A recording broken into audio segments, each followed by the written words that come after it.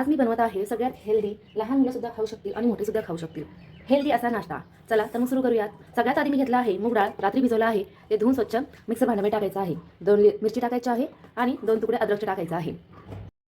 भांडं घेऊया आणि जे बारीक आपण मिक्सर केलेलं आहे ते यात टाकायचं आहे. ह्याच भांड्यामध्ये मी पोहे भिजवले आहेत, हे पोहे टाकायचे आहेत.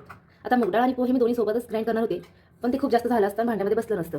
त्यामुळे मी हे वेगळं परत मिक्सरमध्ये बारीक करत आहे. हे पहा, हे मी पोह्याचं मिश्रण असं बारीक केलं. हे पोह्याचं मिश्रण ह्याच्यामध्ये टाकून छान असं हलवून घ्यायचं आहे, एकजीव करून घ्यायचं आहे.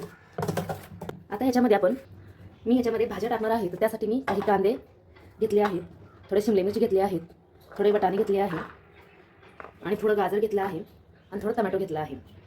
हे सगळं असं छान बारीक करून घ्यायचं आहे.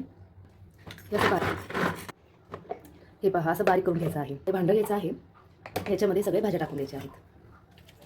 त्याच्यामध्ये थोडंसं कोथिंबीर करून बारीक केलेला कोथिंबीर टाकायची आहे. आता ह्यामध्ये आपण थोडी हळद पूड टाकूया.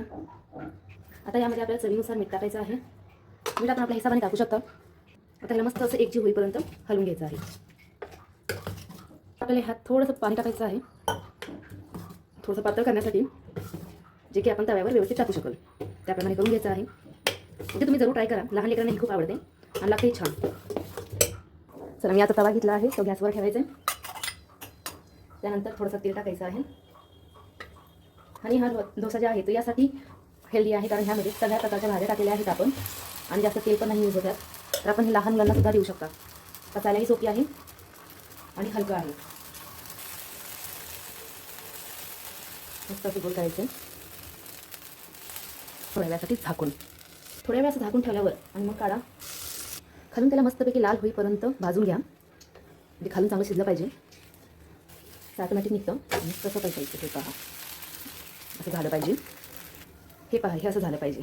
असेच आपल्या सगळे एक एक करून बनवून घ्यायचं आहे. हे पहा, तयार आहे आपला मस्त असा डोसा मूग डाळ आणि पोहेचा. एकदा तुम्ही पण ट्राय करा, माझ्या सांगण्यावरून खूप छान लागते, हेल्दी पण आहे. हे पहा, आमची नानूबाई किती आवडीने खात आहे. माझा चॅनल नवीन आहे तर जास्तीत जास्त शेअर करा आणि लाईक करा, सबस्क्राईब करायला विसरू नका. भेटूया पुढच्या व्हिडिओमध्ये. Bye bye.